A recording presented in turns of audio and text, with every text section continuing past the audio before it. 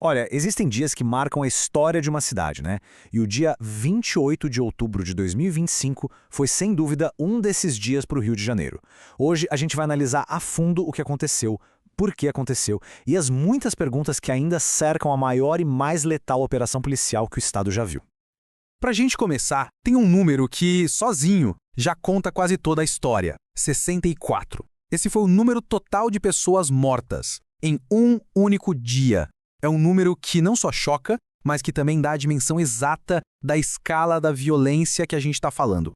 E para colocar esse número em perspectiva, dá uma olhada nessa tabela. Ela é fundamental. Aqui a gente vê como essa operação de outubro se compara a outras incursões policiais que também tiveram enorme repercussão no passado. O saldo de 64 mortes é mais do que o dobro da Operação do Jacarezinho, que até aquele momento era considerada a mais letal da história do Rio. É uma escalada, assim, sem precedentes. Bom, para a gente conseguir entender um evento tão complexo, a gente vai seguir um roteiro. Primeiro vamos ver os detalhes da operação em si. Depois a gente vai analisar a divisão política que ela provocou.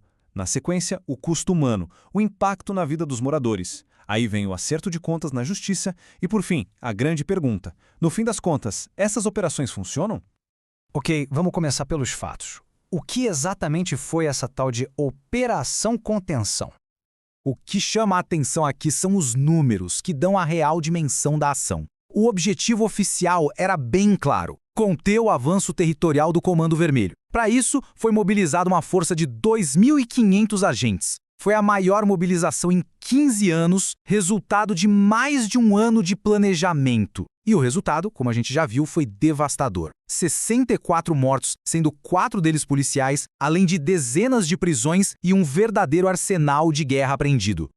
Uma operação com essa magnitude, com esse resultado, era inevitável, ela ia rachar a opinião pública, e foi exatamente o que aconteceu. Quase que imediatamente surgiram duas narrativas completamente opostas para explicar e justificar o que aconteceu. E essa imagem aqui ilustra essa polarização de um jeito perfeito. De um lado, quem apoiava a ação descreveu o que aconteceu como uma guerra necessária contra o narcoterrorismo. Do outro lado, os críticos não pouparam palavras, classificaram como massacre de Estado e até genocídio. As palavras escolhidas de cada lado mostram que existe um abismo gigantesco na percepção do mesmo evento.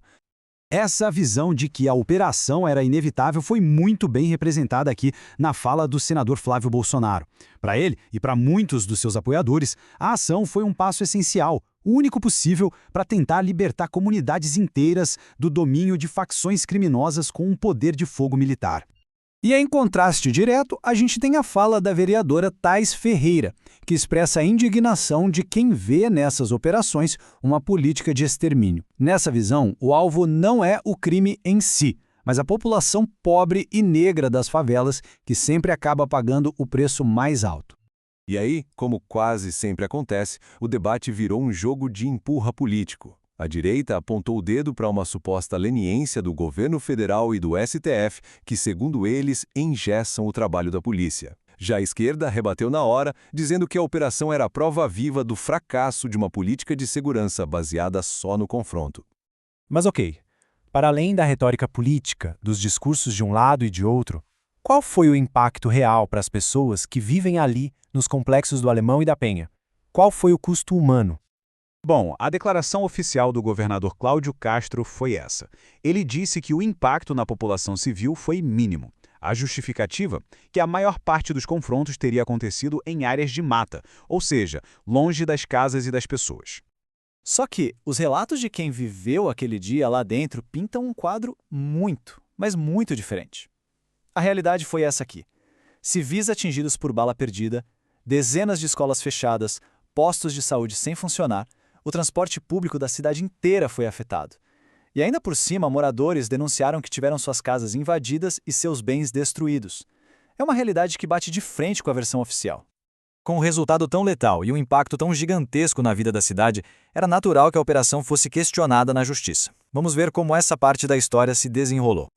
E a base para todo esse questionamento jurídico é a chamada ADPF 635, que ficou conhecida como a ADPF das favelas. Essa é uma decisão super importante do Supremo Tribunal Federal, que basicamente impõe regras bem rígidas para esse tipo de incursão policial. Ela diz que só pode acontecer em casos absolutamente excepcionais e que tudo tem que ser feito para proteger a vida. Então, a pergunta que o Ministério Público Federal e a Defensoria Pública da União fizeram foi muito direta. Essa mega operação respeitou os limites que foram impostos pela mais alta corte do país? E para responder essa pergunta, eles exigiram que o governo do estado comprovasse 4 pontos que são essenciais. Primeiro, justificar por que a operação era tão excepcional assim. Segundo, mostrar os registros das câmeras. Terceiro, garantir que as cenas dos crimes foram preservadas para a perícia. E quarto, e talvez o mais importante, apresentar um relatório detalhado e público sobre tudo. Basicamente, o que eles pediram foi transparência e prestação de contas. E tudo isso nos leva à pergunta final, e talvez a mais importante de todas. Deixando a política e as questões legais um pouco de lado, do ponto de vista prático, da segurança pública, essa estratégia de mega operações realmente funciona para reduzir o crime? Pois é, um estudo de longo prazo da Universidade Federal Fluminense, que analisou dados de 2007 a 2019, trouxe uma resposta que, desafia toda a lógica por trás dessas ações. E o que esse gráfico mostra é a descoberta central e, sinceramente, surpreendente do estudo. A pesquisa encontrou uma correlação positiva bem clara. Quanto mais operações policiais aconteceram em um ano, mais homicídios aconteceram também. É isso mesmo. Os dados sugerem que a estratégia pode estar tendo efeito exatamente o oposto ao desejado. Mas como assim? Por que isso acontece? Os pesquisadores levantam algumas hipóteses, uma delas é que as operações acabam acirrando ainda mais as disputas de território entre as facções. Outra é que, quando a polícia enfraquece um grupo, ela cria um vácuo de poder, e aí os rivais tentam ocupar aquele espaço, gerando mais violência ainda. E por fim, tem uma questão de estratégia. Essas ações focam onde os criminosos supostamente moram, e não onde os crimes de rua acontecem, o que as torna pouco eficazes na prevenção.